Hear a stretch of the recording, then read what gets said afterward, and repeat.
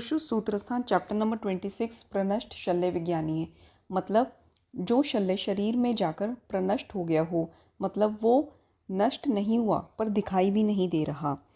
तो श्लोक नंबर 3 में शल श्वल आशुगमने धातु, इसका मतलब है कि जो शल और श्वल है ये दो धातु आशुगमन अर्थ में हैं। तो इसमें आपको ये याद रखना है कि जो शल्य है वो दो प्रकार का होता है, शारीरिक और आगंतुक। नेक्स्ट श्लोक नंबर 4 इज़ वेरी इंपॉर्टेंट।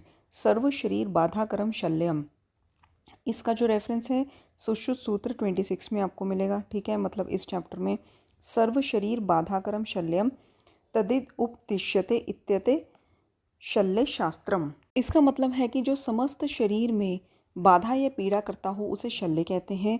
उसी शल्य को निकालने के लिए जहाँ उपदेश दिया गया हो उसे शल्य शास्त्र कहते हैं। ठीक है, सुश्रुत सूत्र 27 में देखिए दो प्रकार के शल्य बताए हैं, अवबद्ध शल्य और अनअवबद्ध शल्य। इसके बाद जो नेक्स्ट आप आएंगे श्लोक नंबर 8 पर, दिस इज़ इम्पॉर्टेंट कि बड़े या छोटे सर्व प्रकार के जो शल्य होते हैं इनकी 5 प्रकार की गति होती है, ऊपर नीचे विपर्यस्त तिर्यक और सरल। ठीक है, ऊपर नीचे तिर्यक विपर्यस्त और सरल। ठीक है, ये शल्य जो होते हैं ये वेग क्षय होने से, प्रतिघात से, त्वचा आदि व्रण वस्तुओं में किंवा धमनी स्त्रोत अस्थि विवर और मांसपेशी आदि शरीर के प्रदेशों में ये अवस्थित हो जाते हैं। ठीक है, तो ये शल्य जो हैं ये वेग क्षय होते हैं, इनमें इतना वेग नहीं होता। प्रतिघात से त्वचा आदि में, धमनी में, सिरा स्त्रोत, ये सब शरीर के प्रदेशों में ये अवस्थित हो जाते हैं। तो हमने क्या पढ़ा, शल्य की 5 गतियाँ होती हैं, ऊपर नीचे तिर्यक विपर्य और सरल। ठीक है, और इसमें ये बताया है कि अष्टांग संग्रहकार ने शल्य की 2 गति भी मानी है और 3 गति भी मानी है। 3 गतियाँ कौन सी है, ऊर्ध्व, अधो और तिर्यक, और 2 गतियाँ कौन सी है, वक्र और ऋजु। अष्टांग हृदयकार ने 5 ही गतियाँ मानी हैं। अब शल्य के सामान्य लक्षण देखेंगे श्लोक नंबर 10 में।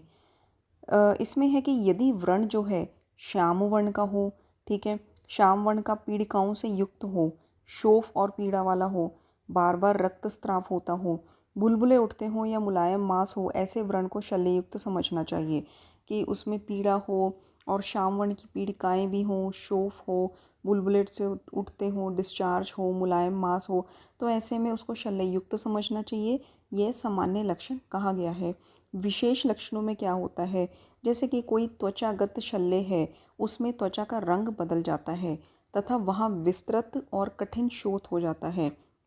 त्वचागत शल्य में वहाँ त्वचा का रंग बदल जाता है, ठीक है, और वहाँ पे विस्तृत और कठिन शोथ हो जाता है। मांसगत शल्य में शोफ की वृद्धि बहुत ज़्यादा हो जाती है और शल्य के मार्ग का रोपण यानी कि हीलिंग नहीं होती है। पीड़न करने से असहायता और पाक होता है, मतलब पीड़न करने से जैसे टेंडरनेस, असहनीय हो जाता है। ठीक है, तो और पाक होता है, मतलब मांसगत शल्य में शोफ की अतिवृद्धि हो जाती है और पीड़न असहनीय हो जाता है। पेशी में अगर शल्य हो तो चोष तथा शोफ के बिना उक्त लक्षण होते हैं। उक्त लक्षण कैसे, कि जैसे वहाँ पे पीड़न जो है असहनीय हो जाती है, ठीक है, शल्य मार्ग का रोपण नहीं होता, तो ये सब। सिरागत अगर शल्य हो तो सिराओं का रक्त अवरोध होना, फूलना, सिराओं में वेदना, शोफ मतलब फ्लेबाइटिस जिसे कहते हैं। स्नायुगत में स्नायु का संकोच, तीव्र शोफ और भयंकर पीड़ा। स्रोतोगत शल्य होने पर उनके कार्य का नाश, यह लक्षण होते हैं। ठीक है, तो त्वचा में शल्य होने पर त्वचा का रंग बदलेगा, शोफ होगा। मांसगत में शोफ अधिक बढ़ जाएगा और शल्य का मार्ग का रोपण नहीं होगा और पीड़न जो है असहनीय हो जाएगा और पाक भी होगा। पेशी में चोष और शोफ के अलावा बाकी सारे लक्षण होंगे। सिरागत में सिराओं में जो रक्त का स्राव है उसमें अवरोध होगा, सिराएं फूलने लगेंगी, सिराओं में वेदना और शोफ होगा। ठीक है, सिराएं फूलने लगेंगी और सिराओं में वेदना और शोफ होगा। स्नायुगत शल्य में क्या होता है कि स्नायु का संकोच होगा, तीव्र शोथ होता है, भयंकर पीड़ा होती है और स्त्रोतोगत में उनके कार्य का नाश हो जाएगा।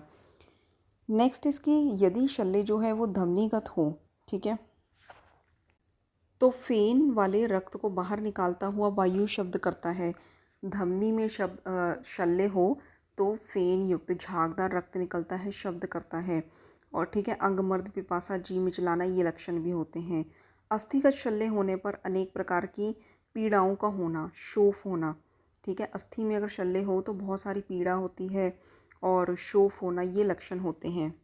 एंड अस्थि विवरगत शल्य होने पर उसका भर जाना, ठीक है, सुई चुभने जैसी पीड़ा होनी, बलवान संघर्ष मतलब कि संगठन या बेचैनी, ये लक्षण होते हैं।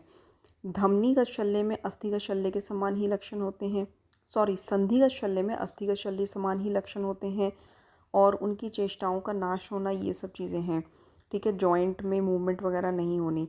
कोष्ठगत शल्य में आटोप, ठीक है, अफारा, व्रण के मुख से मूत्र मल आहार का आना और मर्मगत शल्य में मर्मविद के समान चेष्टा होनी। तो धमनी में है कि फेन युक्त रक्त शब्द के साथ निकलेगा, जी मिचलाना, अंगमर्द पिपासा। अस्थिगत में बहुत ज़्यादा पीड़ा होगी, शोफ होगा। अस्थि विवर में सुई चुभने जैसी पीड़ा होगी, बेचैनी होगी।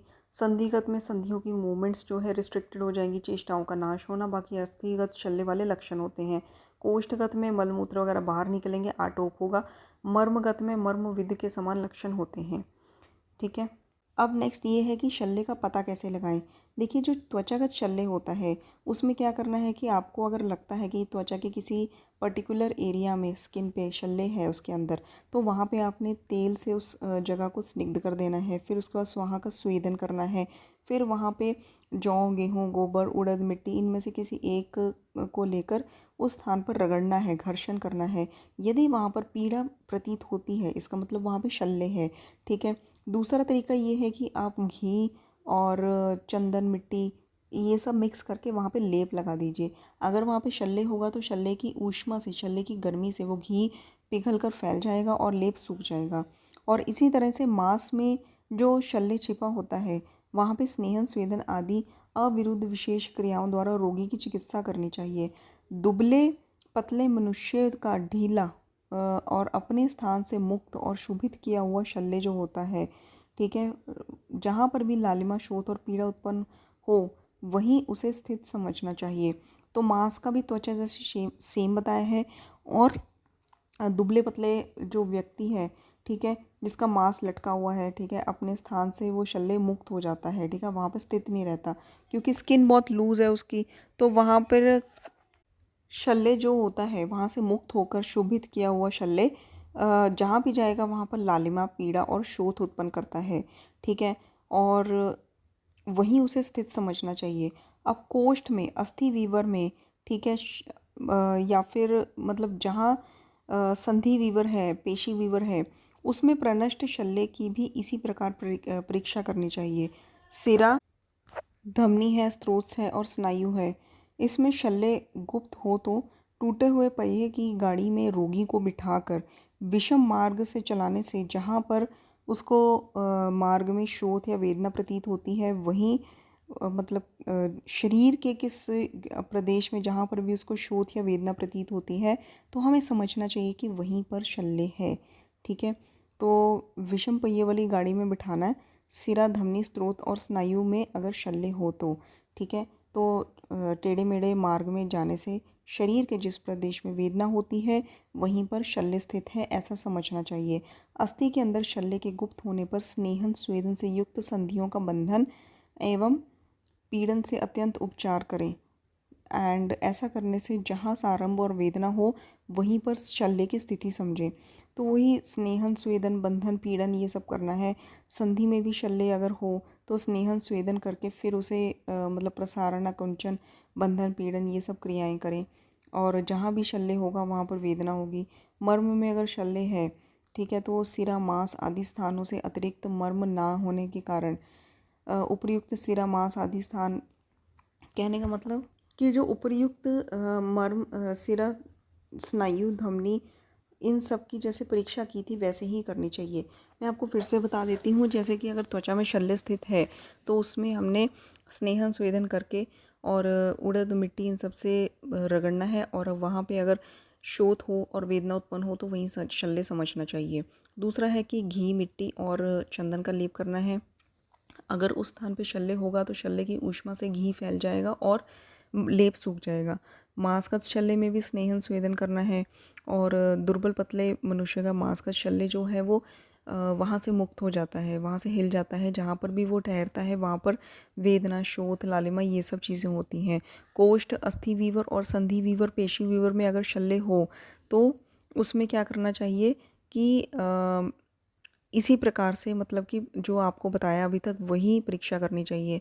लेकिन सिरा, धमनी, स्त्रोत और स्नायु में शल्य हो तो हमने टेढ़े मेढ़े रास्ते पे जाना है, ठीक है। जहाँ पर भी पेन हुई तो वहीं पर शल्य होगा। और इसी तरह से संधि में शल्य होगा तो संधि की मूवमेंट, जॉइंट की मूवमेंट करवानी है स्नेहन स्वेदन करवा के। और जहाँ पर भी पीड़ा होगी वहीं पर शल्य होगा। और अस्थि में भी यही काम करना है कि जैसे पीड़न है, बंधन है अस्थि को, जैसे कि पीड़न अत्यंत करके संधियों का बंधन वगैरह बांध के तो देखना है। अगर पेन होगी तो वहाँ पर शल्य होगा। मर्मगत शल्य का भी सिरा, स्नायु, धमनी और स्त्रोत की जैसे टेक्निक बताई है वैसे ही मर्मगत शल्य की भी परीक्षा करनी है। अब इसमें ये है, श्लोक नंबर 18 एंड 19 पर आ जाइए। जहाँ पर पीड़ा कम हो, शोथ ना हो, रुजा ना हो, किसी प्रकार का उपद्रव ना हो, ठीक है। जहाँ पर पीड़ा भी कम हो, शोथ ना हो और रुजा ना हो और किसी प्रकार का उपद्रव ना हो, देखने में रोगी अथवा वह स्थान प्रसन्न या निर्मल हो, जिसके पर्यंत मतलब कि किनारे मुलायम हो, निश्चल हो और ऊंचा उठा हुआ प्रतीत ना हो, ऐसे व्रण को उसके मार्ग के अनुसार प्रॉप से भली भांति मतलब एषणी से भली भांति देख कर उस अंग का प्रसार अकुंचन करके भली भांति परीक्षा करके शल्य रहित ऐसा निर्देश या निदान करें, ठीक है। तो शल्य के रिलेटेड कोई भी लक्षण ना हो, ना शोफ हो, ना रुजा हो, ठीक है, ना कोई उपद्रव हो, किनारे भी मुलायम हो, निश्चल हो और ऊंचा उठा हुआ प्रतीत ना हो वो स्थान, तो वहाँ पे फिर भी हमने एषणी से परीक्षा करनी चाहिए और उस स्थान को हमें शल्य रहित समझना चाहिए। अस्थियमात्मकम भुज्यते तु शल्यमन्तश्च शीर्यन्ते, ठीक है। प्रायो निर्भुज्यते शांगमयश्चेति निश्चय, मतलब कि अस्थि रूप शल्य भीतर ही भीतर 2-3 भागों में टूट जाता है, ठीक है। और तथा कर्णशय फूट जाता है। श्रृंग और लोह का शल्य प्राय टेढ़ा हो जाता है, यह निश्चित है, ठीक है। अस्थि रूप शल्य होगा वो टूट जाएगा, लोहे का शल्य होगा वो टेढ़ा हो जाएगा बट टूटेगा नहीं, ये तो कॉमन सेंस है, ठीक है। वृक्ष, बांस और तृण के शल्य शरीर के भीतर घुसने पर यदि उन्हें ना निकाला जाए तो शीघ्र ही रक्त और मांस को ये पका देते हैं, ठीक है। नेक्स्ट इसकी जैसे स्वर्ण, मेटालिक शल्य होते हैं, चांदी, तांबा, पीतल, रांगा और सीसा, ठीक है। इनके शल्य में अधिक समय तक पड़े रह जाए तो ये शरीरस्थ पित्त के तेज से तप कर गल कर वहीं विलीन हो जाते हैं, ठीक है। तो ये जो स्वर्ण, सोना, चांदी, तांबा, पित्तल, रांगा, सीसा अगर ज़्यादा देर तक पड़े रहें तो शरीर का जो पित्त होता है, पित्त के तेज से तप कर गल कर वहीं विलीन हो जाते हैं। स्वभाव से जो सौम्य और मृदु अन्य भी कोई ऐसा शल्य हो, ठीक है, वे अधिक समय तक शरीर में रह जाए तो भी पित्त की गर्मी से पिघल जाते हैं। सींग, दांत, केश, अस्थि, बांस, लकड़ी, पत्थर, मिट्टी, इनके शल्य शरीर में अधिक समय तक रहने पर भी द्रुत होकर नष्ट हो जाते हैं, ठीक है। तो इसमें इतना कुछ वो नहीं है खास, ठीक है। लास्ट श्लोक देख लीजिए कि जो चिकित्सक कर्णी और श्लक्षण ऐसे 2 प्रकार के शल्य को जानता है और ऊर्ध्व अधो भेद से उनकी 5 प्रकार की गतियों को भी जानता है तो वो मतलब कि राजा का चिकित्सक बनने योग्य होता है।